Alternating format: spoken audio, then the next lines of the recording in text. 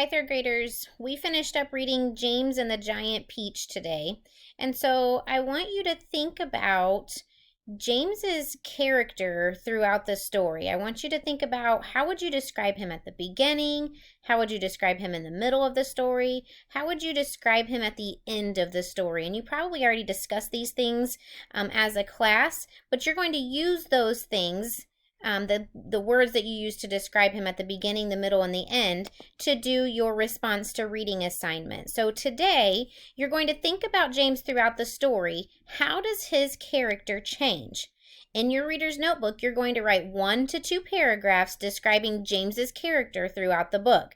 Tell how his character changed and what the reasons were for this change. So why was he changing throughout the book? He made changes. What were those changes and why? Why was he changing?